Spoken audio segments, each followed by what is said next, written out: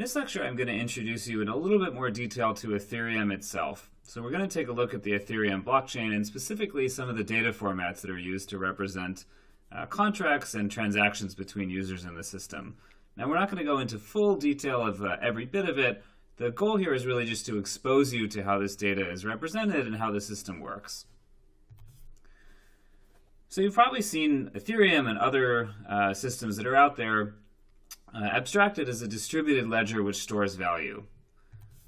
So the blockchain is a nebulous system that is really composed of all the different full nodes that maintain it that collectively track a ledger which maps users to value. And as we know, users can interact with the system by authorizing a transaction, submitting a transaction to the peer-to-peer network that once it's picked up and included in the network will affect the value that each user has. So if Alice submits a transaction, which hopefully she signs, and all of the nodes check that she signed it properly, that authorizes a transfer of $20 to Bob, eventually the system, the blockchain, should be updated to represent the fact that this money has moved from Bob to Alice. So that's just the picture for, So that's the picture for Ethereum, but that's also the picture for Bitcoin and lots of other systems out there. What Ethereum adds, which is kind of interesting, is that in addition to being a distributed ledger of value, it's what we call a universal shared computer. And what that really means is that in addition to users being able to submit transactions which represent a transfer of value from one user to another, users can also submit code, and they can create an account that's tracked in the blockchain that represents what we call a smart contract. And notice how for the traditional users, the account has a public key which authorizes when money can be sent from that account to another account. Whereas with the contract, there's no public key. There's some code, which is what Alice submitted when she created the contract, and it's going to be that code that actually controls when this money, which is stored by the contract, can be transferred to other users. And then, of course, code's not very interesting if it just sits there. It gets interesting when another user, notice that this is Bob calling the contract that Alice created, but Bob is going to submit a transaction saying, I want to run some code on contract C. Specifically, I'm going to run the foo function, and I might pass it an input like the number 7. And I'm also going to pass it some value, and then also some gas. And gas is used to pay for the computation that evaluating this function foo is going to take. Okay, so notice this transaction is already a lot more complex, but the system's going to execute that transaction. The first thing it's going to do is transfer the $5 from Bob to the contract. So we'll see that reflected. And it's also going to subtract $3, the gas budget, from Bob. And notice that isn't transferred to the contract. That gets absorbed by the system, by the miners, to pay for the computation that contract C is going to do.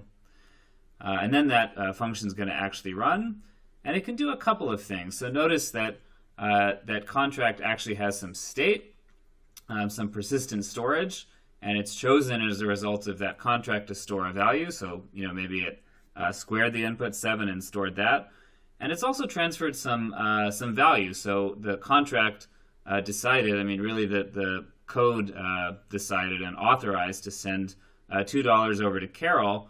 So the contract balance has gone down to 8, and Carol's contract has gone up by 2. So notice, Alice submitted the contract here, Bob called it, and the effect of Bob's call was actually to transfer money to Carol. So I said the system's universal, which means that users can users can submit code which does anything they want, and we'll go over a lot of examples of different, interesting and exciting things that code can do.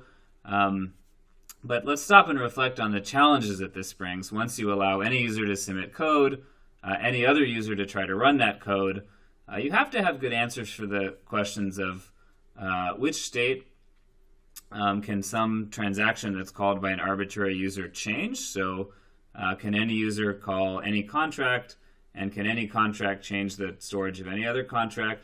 The general answer is no. Contracts can refuse to run if called by a specific user, or they can only run if a single authorized user calls them. They actually have free reign to decide who gets to call them or not. And similarly, contracts get to decide which other contracts are allowed to call them or are allowed to change their storage. And the second big question is how many resources can these contracts use while they're running? Specifically, how much time, how many instructions can they execute, and how much space, how much data can they store? And the system would obviously grind to a halt if an individual contract could use infinite time and space, even though some users might want to have a contract that runs for a long time or stores a lot of data. So the system is going to need some way to arbitrate how much resources each contract can use, and we'll introduce that in Ethereum. It's this mechanism which we call gas, which basically works by requiring users to pay for every bit of time that they use and every bit of storage that they use. But we'll have a completely separate lecture on gas, so I'm not going to focus on that here. And I'll stop and draw a contrast here between the Ethereum blockchain and Bitcoin's blockchain, which you might be familiar with. If you're not as familiar with Bitcoin's blockchain, don't worry about it. But if you are, some things about the way the Ethereum blockchain works are going to seem quite different. First of all, the time between blocks much quicker in Ethereum. The proof of work and the rewards for miners are different, but that's not so important for understanding how the system works. Similarly, Ethereum plans to have regular upgrades, whereas Bitcoin tries to avoid hard forks wherever possible. Probably the most interesting piece is that state is very explicit in Ethereum. So every block in the Ethereum blockchain commits to the entire state of the system. Whereas in Bitcoin, the state is implicit. It's not really tracked. To know what the state of the system is after any block, you have to download and run the entire blockchain and compute it for yourself. So just a different style of doing this. It turns out to be very handy the way Ethereum does it, having an explicit state commitment in each block. So with that being said, we're ready to dive in and actually look at the Ethereum blockchain. So this is kind of Ethereum in one slide. If you understand the data structures well, hopefully most of the rest of it will fall into place. So the state in Ethereum is really a big map between addresses and a little bit of storage for each address. So an address can be a user's address, which we call an account. It can also be a smart contract. Inputs to the system are from one address to another address, and they always have the option to pass some data, some value, and some gas. And the way the system, if you view it as a state machine, transitions between states, anytime a transaction is added to the system as an input, you validate the signature on that transaction, and then you start executing some code, and you update the state of that contract if necessary. And of course, just because you start running code on one contract, you may call another contract and jump and end up affecting storage elsewhere too. So there can be global effects of any specific contract that you call in Ethereum. So we look at the Ethereum blockchain structure. The headers have quite a few bits of data that have to do with mining, most of which aren't going to be relevant right now. The interesting bits for actually processing transactions and tracking accounts, there's something called the state root in each block. And like I said, that's a commitment to the entire state of the system. And the way that works is you put every account in the system as the leaf of a tree. And like I said, for every account, you store the address, code, storage, its current balance, how much money it has, and a nonce, which we'll get to in a second.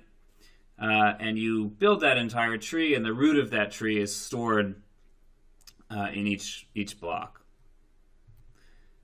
Next, you have a tree of transactions. These are all the transactions that are included in that block. As I said before, every transaction is from some account that created it. There's a signature authorizing that transaction. There's an address, the target of that transaction, some data that's been passed, some money that has been passed, might be zero, and some gas, which is to pay for computation, for resources consumed. And finally, there's a tree of receipts in each Ethereum block. What are receipts? The receipt is basically the result of each of those transactions. So for every transaction that's in the transaction tree committed in the transaction root, there's a corresponding receipt in the receipt tree committed to in the receipt root. And this summarizes the effects of each transaction. So the final state, the state after that transaction was run, is committed to. That's sort of a snapshot of the system after that specific transaction. The amount of gas that that transaction used is included. And then there's also the option for each transaction to have some output. So this is basically like writing data to the console. This is a place where your code that you write can have arbitrary output, which is stored here. But it doesn't have any other effect besides being recorded in the block. So probably the most important bit of this to understand is what an address is in Ethereum and how the same data structure is used to represent both accounts on one hand and also contracts. So to explain the difference, accounts correspond quite closely to what you may be used to from other cryptocurrency systems, Bitcoin, for example, but most others. They're represented by a public key. The address is the hash of that public key. They don't have any code. They don't have any storage. They're sort of stateless except for their balance, the amount of money that they have, which can actually change over time. And then each account also has what's called the nonce field, which is a counter of how many transactions have been authorized by this account in the past. And that's there for a very specific reason, which is to prevent replay of one transaction that account has already sent. So if Alice signs a message saying, I authorize the transfer of $10 to Bob, it would be bad if Bob could keep submitting that transaction over and over to the network and keep getting $10 transferred from Alice to him. So to prevent that, every transaction that's signed includes this nonce value. So Alice is really saying, I authorize the transfer of $10 to Bob as the 10th transaction from my account, and that will only be valid once. The system won't accept it as the 11th transaction from her account, so Bob can't play that game of trying to replay it over and over again. Okay, so that was accounts, which, like I said, are represented by a public key, and they sort of represent an individual user of the system. Addresses can also be contracts, and contracts don't have a public key. They get their address by hashing the creator of them plus that nonce, which means if one person creates multiple contracts, they'll all get a unique address. But they do have code and they do have storage. And they also, similar to accounts, have a balance of how much money they have and a nonce of how many transactions they've sent out. Now, the storage and the balance, these are volatile fields that will change over time. Whereas the address for an account or a contract is fixed forever. That's sort of your identity that should never change. And also for contracts, the code is actually fixed forever. So once you create a smart contract and add it to the system, there's no way to actually change the code after the fact. We'll see that there is a mechanism to alter behavior on the fly, but to do that, you have to change an address that contract actually uses to call some code externally. So the actual code of the contract itself, once it's uploaded, never changes. But the rest of those fields marked in red here are volatile, so they'll actually change over time. And one final note, if you're looking at this picture and saying, what is a UTXO? Where are the UTXOs here? UTXOs are unspent transaction outputs, which is a term that comes from Bitcoin. That term doesn't exist in Ethereum. There's no corresponding notion. So, if you learn Bitcoin first, you just sort of have to forget about UTXOs when you're dealing with Ethereum. And if you never learned it, well, don't worry about it because it's not relevant for Ethereum. So now let's look at the different types of transaction that exist in Ethereum. So there's really three different types of transaction or roles for a transaction to play, but they all take the same format. So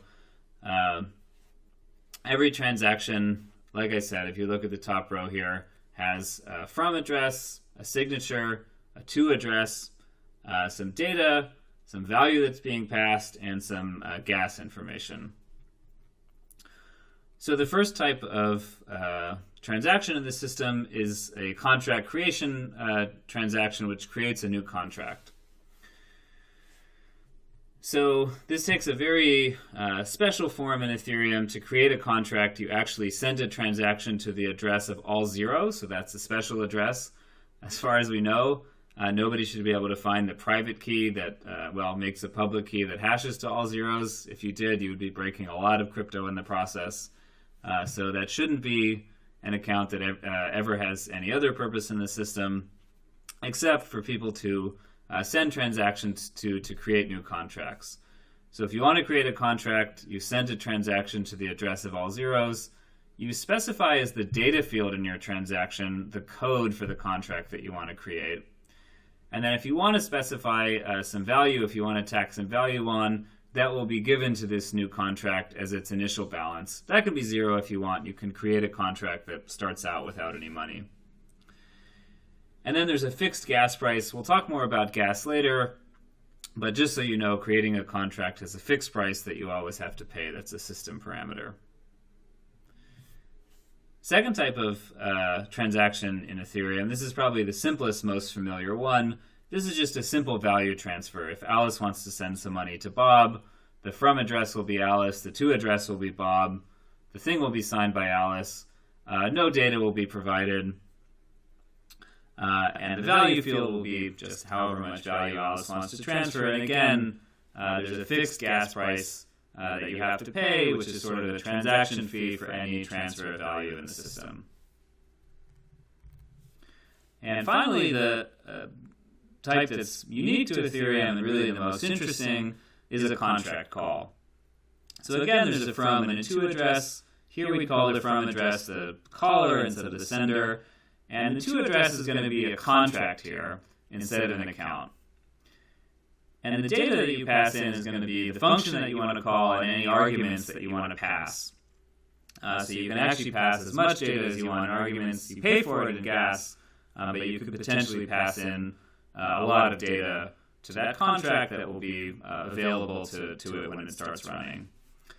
And again, if you want to, you can transfer some value. This could be 0 here. Maybe you just want to run some code and not transfer any value, or maybe you have to transfer some value to get the contract to actually run your code. That's going to depend on how the contract is programmed.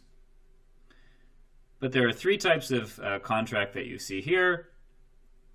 Even though they're all sort of shoved into this same, if you think about it, it's sort of an kind of like an overloaded struct where the fields can represent slightly different things for different transaction types, but it all works quite nicely and naturally once you get used to it.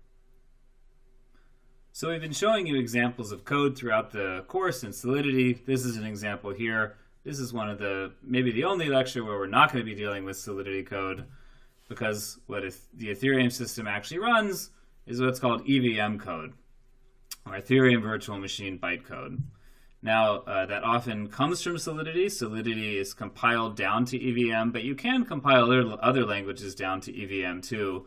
EVM is really the core language that's built into Ethereum, and all contract code that's submitted to the system is EVM code. So what does EVM code look like? It in some ways looks like Bitcoin script in that it's stack-based, but it's a lot more powerful. In particular, if you look at this very short snippet here, you'll see some things that don't exist at all in Bitcoin. In particular, you can jump, so this code can run arbitrarily long. It can even run forever, because it's possible to go backward, which is not possible in Bitcoin. Otherwise, should be pretty standard.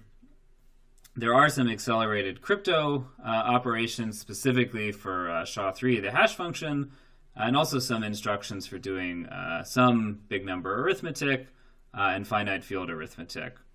And another somewhat unusual thing about EVM is that the word size of the machine is 32 bytes or 256 bits, so much larger than what's typical for a native 64 and older 32-bit processor.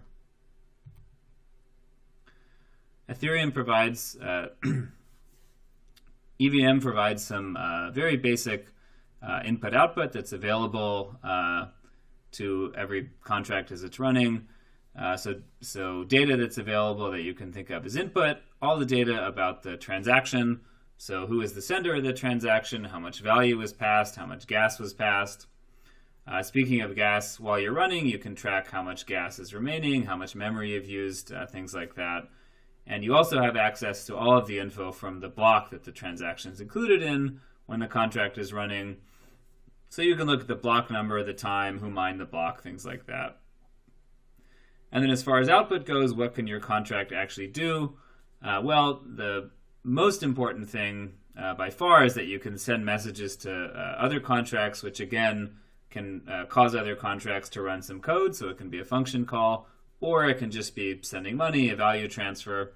You can also, as I mentioned when I was talking about this receipt tree, you can write data output to logs, although that doesn't really have any effect besides causing some data to appear in the blockchain. There's a lot of subtleties here, some of which we'll get into when we talk about security. The most important one for now probably is to talk about exceptions briefly. There are a lot of different ways that this virtual machine can throw an exception. All the classic ones like divide by zero or jumping to an address that doesn't exist, in addition to an Ethereum specific exception, which is if you run out of gas. But the result is the same in the case of any exception that's not handled, which is that you unwind the state completely and you go back to where you were before you started. So the only state that's actually persisted is the gas that you burned up getting to the exception. You don't get back. That's still lost and captured by the system. But any other work you were trying to do before your exception gets wiped out and storage goes back to where it was before you started.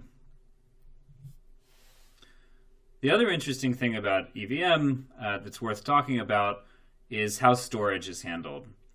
So there's a lot of space. There's actually two types of storage in the system. When the word storage is used, it refers to persistent storage that is committed to in each block and is stored by each contract between different calls. You also have memory, which is sort of temporary scratch space that's available but is wiped out after every transaction finishes. But both of them take the same form. They're actually a map of, for every 256-bit address, there's a 256-bit value, which means that you have 2 to the 264 bits of memory.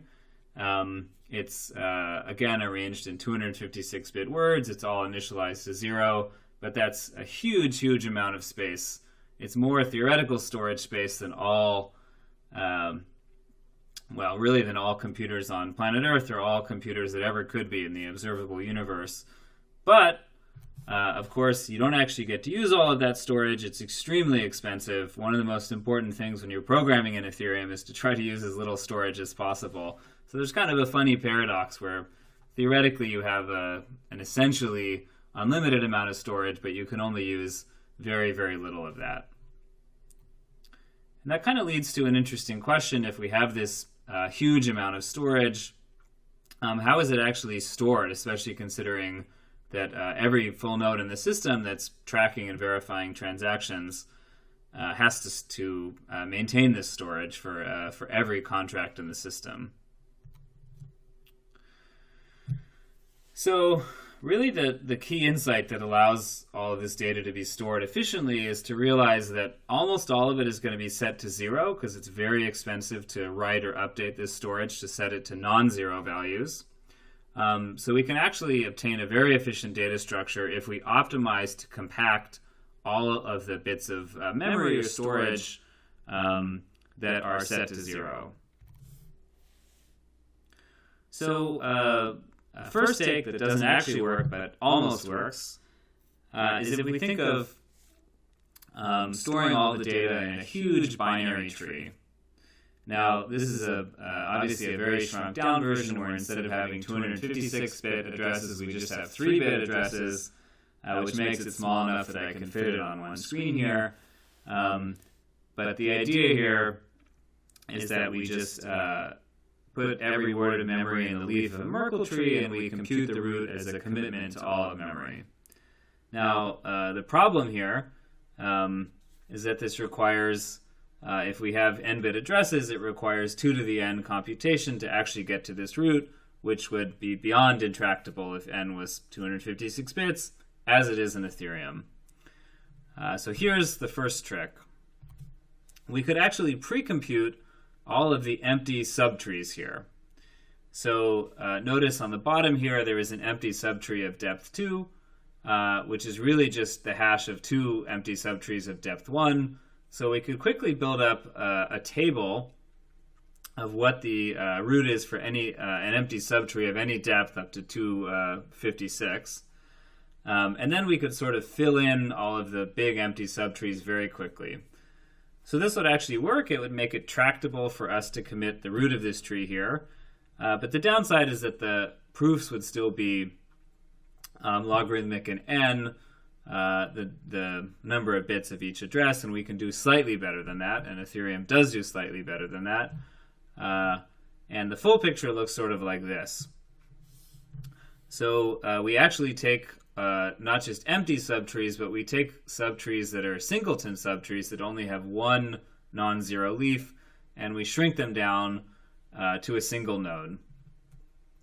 So this node on the top here says, after you've taken 2 branches for 2 0 bits, there's only one non-zero address in memory that begins with 2 zeros, and it has the rest of the path is another 0, so the full address in memory is 0, 0, 0, 0, and what's stored at that address is Alice. And then for address 101, what the system says is there's only one non-zero address in the system that starts with a 1. The rest of the address is 0, 1, and the value stored there is David. So in summary, the value stored at address 101 is David. And notice that we didn't have to actually construct a tree of depth 2 to find David's place here. We just shrink the whole thing into a single node. So this is the basic data structure that Ethereum uses. The intermediate nodes are called diverge nodes, and the nodes that have an actual value, like David here, are called KV nodes. The actual structure used in Ethereum has a few extra quirks. It's called a Merkle-Patricia tree. This data structure has actually been reinvented several times in history by several different people, so there are a lot of different names out there. You might see it written as a radix tree, or a prefix tree, but they all essentially mean the same thing. The quirks of Ethereum's implementation, one is that it's not a binary tree, it's actually a hexarray tree or a 16-array tree, which was not an optimal design choice as far as making the proofs short.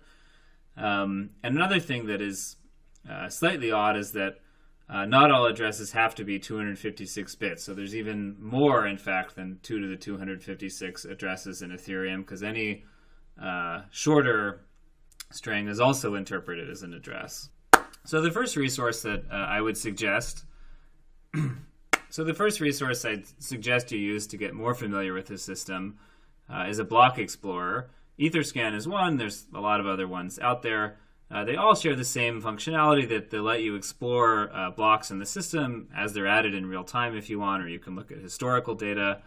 And you can see all of the data that I described a little bit more abstractly to you that's included in each block header is parsed for you by the block explorer. So you can see things like the difficulty and who mined the block, things that have to do with the consensus process. And then you can jump in and see all of the transactions in the block. And notice that there's the different types of transactions that I mentioned. This transaction here, from one account to another, is a pure transfer of value, I guess a small amount of value in this case, whereas a lot of these other transactions are contract calls, so they're from an account, from a user in the system, to a specific contract in the system. And you can look at these transactions in more detail, and you can see the value that was sent, the gas that was used, if any output was produced. So you can see this contract call produced a couple of pieces of output here. you can actually look at the code for that contract if you want. And you can even look at the state changes, how that contract storage was affected by this transaction. And another resource that's helpful just to see the variety of dApps that are out there. This is a website called State of the dApps, and it just has a list of different contracts that people have written. And for each one, if you dive into it, you can look at how it's being used, different contracts. So notice you can have multiple contracts with the same code. And you can jump in any of these contracts. It will go over to Etherscan. You can look at the current storage and who's called it. And of course, you can go to the website to learn more, or you can head on over to GitHub and actually look at the code for this project. So that was just a quick introduction to some of the details of the system here. To really get a good understanding, you'll have to do some more probably reading and exploring on your own if you're interested in these kind of implementation details. I should say it's certainly necessary to have a good handle on these to write smart contracts securely, certainly to do anything low level or to write a compiler to reason about performance and security. But you can get started in the system and follow this course without understanding every detail of how the blockchain works.